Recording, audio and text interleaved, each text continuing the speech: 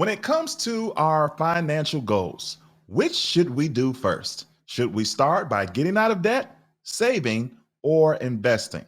We're going to talk about the answer to that question coming up. So stay tuned.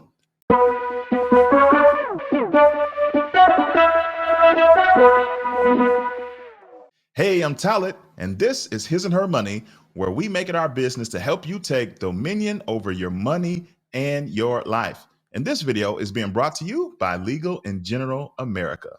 Legal & General America is the leader in low-cost term life insurance. For nearly 70 years, Legal & General America has been providing financial protection to over 1.3 million families and businesses. LGA makes understanding and applying for life insurance easy. You can get a free quote by simply going to hisandhermoney.com/LGA.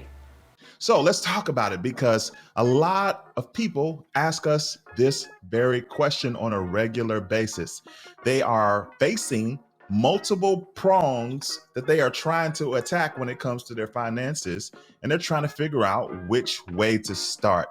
They may be in debt while also void of savings, while also low on investments. And so they want to know, come on, do I do this, that, or the other first? And our answer to this question every single time it's asked is this: yes, you should do all of it. Ty doesn't believe that you should pick one and just laser focus on one of those. And the biggest reason for that, time. One thing that you cannot make more of is time. And when you put time on your side when it comes to your money, it becomes beneficial. And when you put time to the side on the other aspect, meaning you procrastinate or put off or don't engage at all, it becomes a hindrance to you. Now, what are we saying?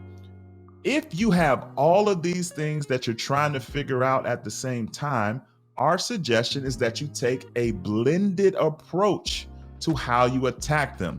Now, this is the aspect of the journey where it's going to be personal. Remember that it's called personal finance, and the personal comes before the financial. Here's what we mean.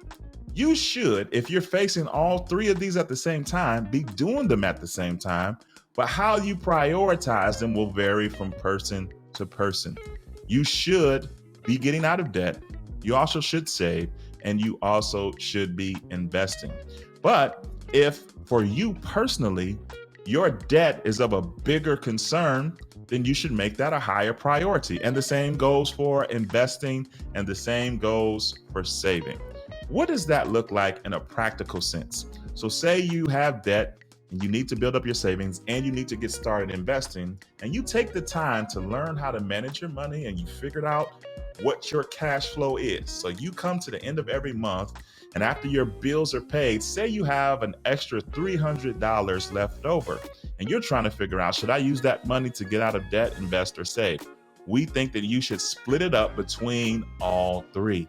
You can do it evenly, and you can say, I'm going to send 100 every month to my debt, 100 every month to my savings, and 100 every month to my investing. Or you may have to prioritize a little bit differently. Maybe you really want to get out of debt right away, but you need to not forsake the other two. So maybe half of your discretionary funds goes towards the debt, and then that other half you split in two towards saving or towards investing. Again, this gets super personal. Now, what we do tell people is this: you do want to prioritize your emergency fund. Here's why. Whether you're getting out of debt, whether you're building up savings, or whether you're building up investing, things happen. You can't think that nothing is going to go wrong on this journey to financial freedom. You are going to have things pop up. Tires are going to be needed, brakes are going to be needed, water heaters are going to be needed, kids' activities are going to be needed. There are going to be things that are going to pop up out of seemingly nowhere that's going to be something that consumes money away from these financial goals.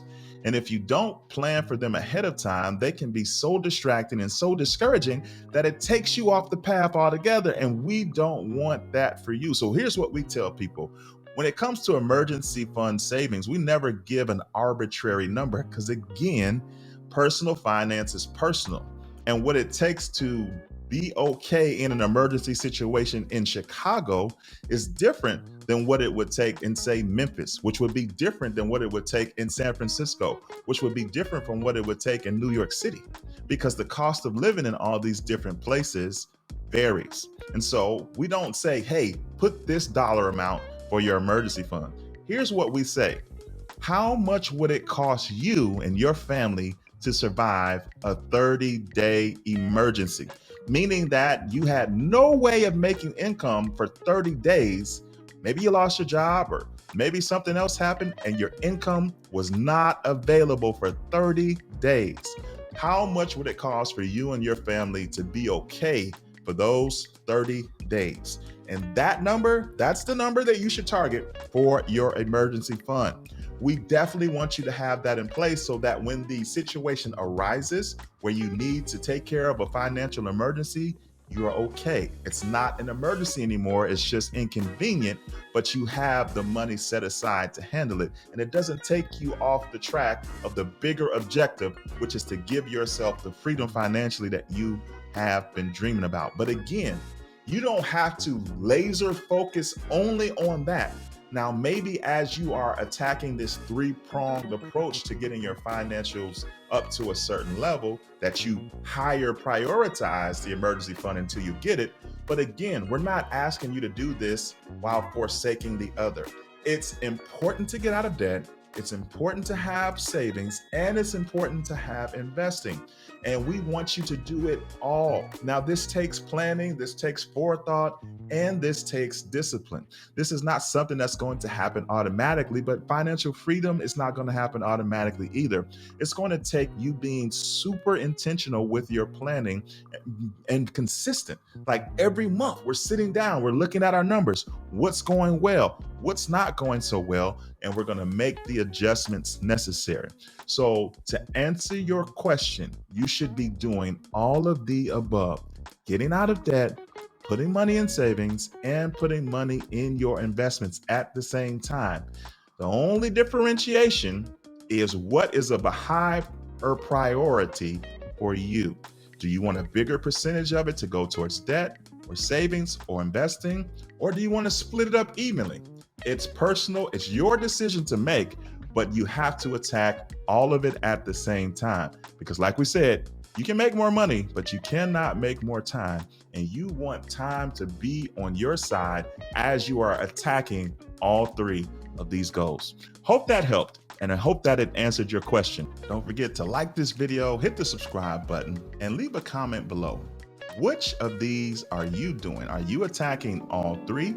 Are you attacking them all at the same time? If you are attacking them all at the same time, what percentage are you putting towards each?